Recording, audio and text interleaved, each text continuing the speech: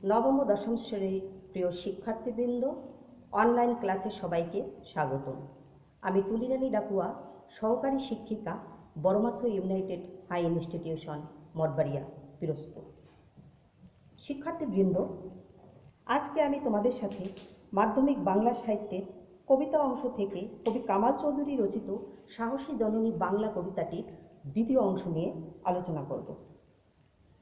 যেহেতু কবিতাটির প্রথম অংশ নিয়ে গত ক্লাসে আমি আলোচনা করেছিলাম, তারই ধারাবাহিকতায় আজকে আমি কবিতাটির পরের অংশ তথা বাকি অংশ নিয়ে আলোচনা করব।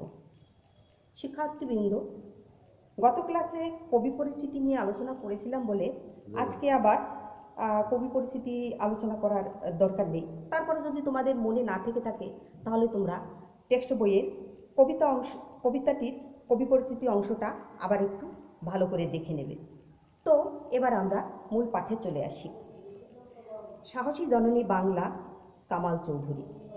সাহসী জননী বাংলা, বুকে চাপা মৃতের আগুন, রাত জাগে পাহারায়, বুড়িগঙ্গা পদ্মা নদীতে ডাকাত পড়েছে গ্রামে, মধ্যরাতে হানাদার আসে, ভাই বোন কে ঘুমায়, জাগে নীল কমলেরা জাগে। সাহসী জননী বাংলা। শিক্ষার্থীবৃন্দ, বাংলা বাঙালিদের কাছে মায়ের মতো অত্যন্ত শ্রদ্ধা, অত্যন্ত ভালোবাসা। বর্বর পাকিস্তানি হানাদাররা পদ্মা বুড়িগঙ্গা নদীর তীরে এসে দস্যুর মতো বাঙালির উপর যে হানা দিয়েছিল, বাঙালিরা তা প্রতিরোধ করেছে। বাঙালিরা তাদের বিরুদ্ধে রুখে দাঁড়িয়েছে। দীর্ঘ 9 মাস ব্যাপী রক্তক্ষয়ী সংগ্রামের মাধ্যমে বিশ্বের মানচিত্রে তারা অর্থাৎ বাঙালিরা বাংলাদেশ নামক একটি স্বাধীন সার্বভৌম রাষ্ট্র অধিষ্ঠিত করেছে।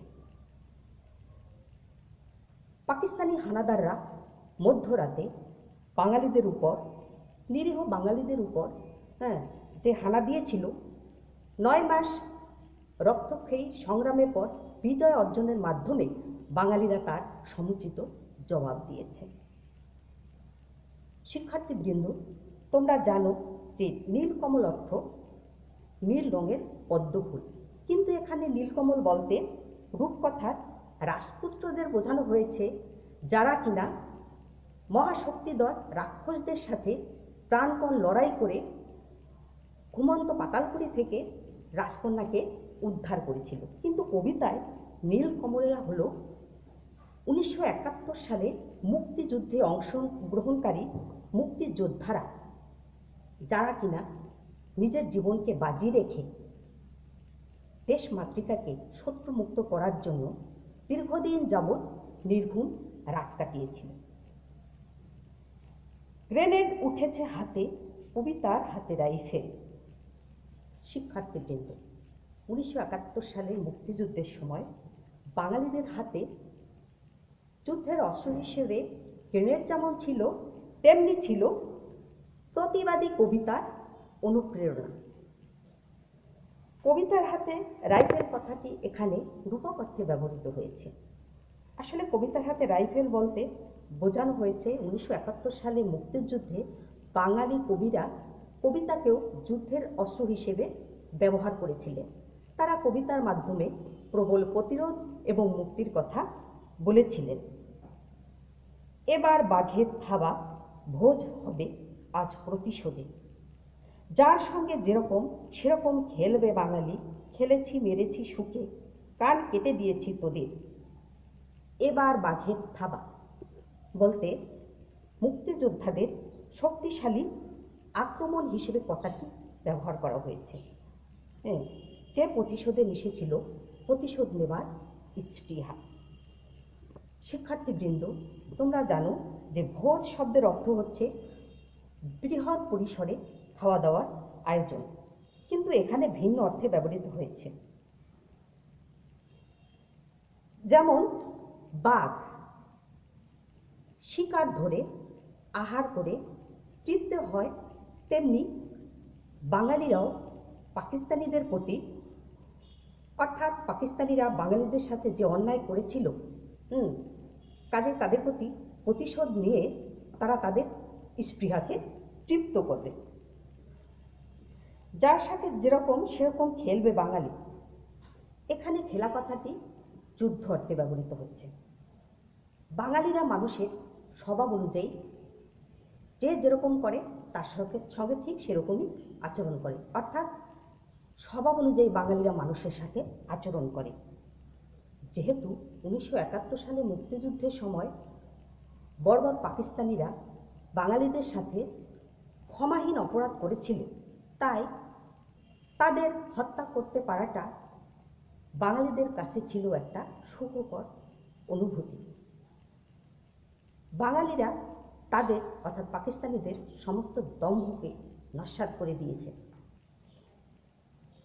এসেছি আবার ফিরে রাত জাগা নির্বাসন শেষে, এসেছি জননী বঙ্গে স্বাধীনতা উড়িয়ে উড়িয়ে।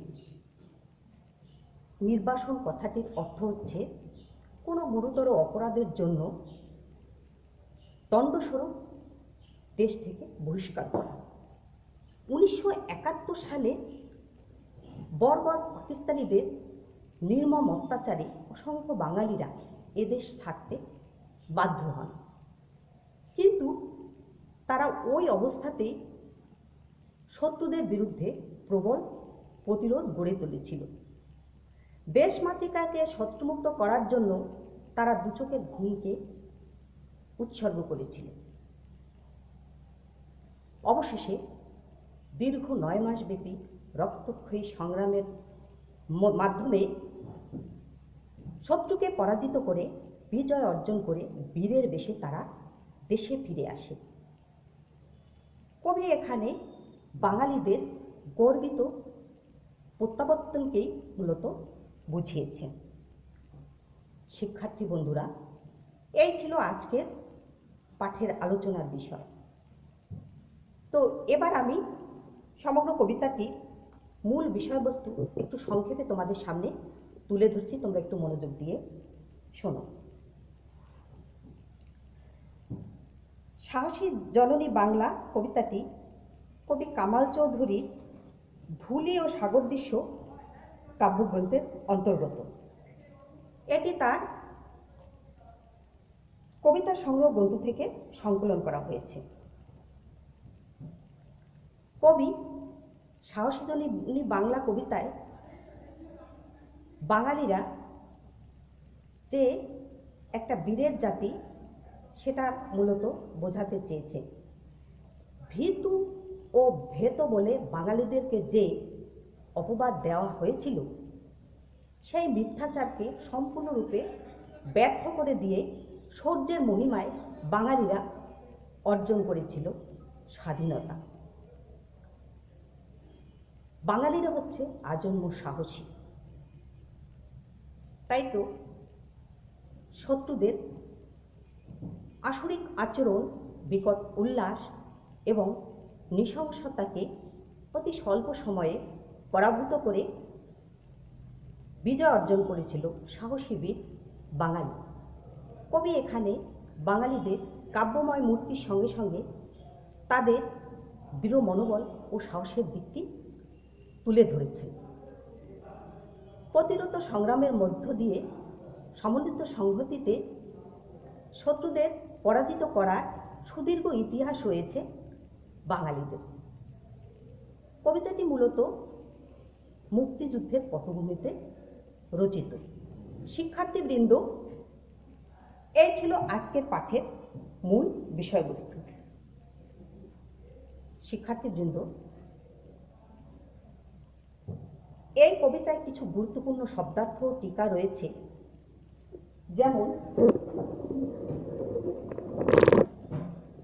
অসুর নৃত্য, রক্তাক্ত হাত মুছিয়ে দিয়েছি, চির কবিতার দেশ, বাঙালি অনার্য জাতি, অ আ ক খ বর্ণমালা পথে পথে, ঘৃণার কার্তুস, নীল কমলেরা জাগে, কবিতার হাতে রাইফেল, আবার বাঘের থাবা, রাত জাগা নির্বাসন শেষে। শিক্ষার্থীবৃন্দ, এই শব্দার্থ টিকাগুলো প্রত্যেকটার ব্যাখ্যা আমি তোমাদের আলোচনায় অর্থাৎ পাঠের আলোচনায় দিয়েছি। যদি তোমরা মনোযোগ দিয়ে শুনে থাকো তাহলে অবশ্যই তোমাদের মনে আছে। কাজে নতুন করে তো বলার কোনো দরকার নেই। তারপরও যদি কারো মনে না থাকে তাহলে অবশ্যই টেক্সট বইয়ে শব্দার্থ টিকা অংশটা আবার একটু ভালো করে বাড়িতে দেখে নেবে। তো শিক্ষার্থীবৃন্দ, এই কবিতাটি আজকের যে অংশটা আমি পড়ালাম সেখান থেকে কিছু প্রশ্ন আমি তোমাদের বাড়িতে পড়ার জন্য দিয়ে দিচ্ছি। তোমরা প্রশ্নগুলো খাতায় তুলে নাও। 1 নম্বর প্রশ্ন হচ্ছে, এবার বাঘের খাওয়া ভোজ হবে বলতে কবি কি বুঝিয়েছেন? জাগে নীল কমলেরা জাগে, এখানে নীল কমল বলতে কি বোঝানো হয়েছে? কবিতার হাতে রাইফেল, একথা বলার কারণ কি? শিক্ষার্থীবৃন্দ, এই প্রশ্নগুলো তোমরা বাড়িতে ভালো করে প্র্যাকটিস করবে। প্রিয় শিক্ষার্থীবৃন্দ, বাংলাদেশ সহ সমগ্র বিশ্বব্যাপী করোনা মহামারী চলছে। তো এই সংকটময় মুহূর্তে আমাদেরকে একটু বেশি সচেতন হয়ে চলতে হবে। বিনা প্রয়োজনে আমরা বাইরে তো যাবই না, যদি একান্ত যেতেই হয় তাহলে অবশ্যই মাস্ক ব্যবহার করব এবং সাবান ও অ্যালকোহল বেসড হ্যান্ড স্যানিটাইজার দিয়ে কিছুক্ষণ পর পর অবশ্যই আমরা হাত জীবাণুমুক্ত করব। তাহলে হয়তো এই সংকটটা আমরা কিছুটা হলেও কাটিয়ে উঠতে পারব।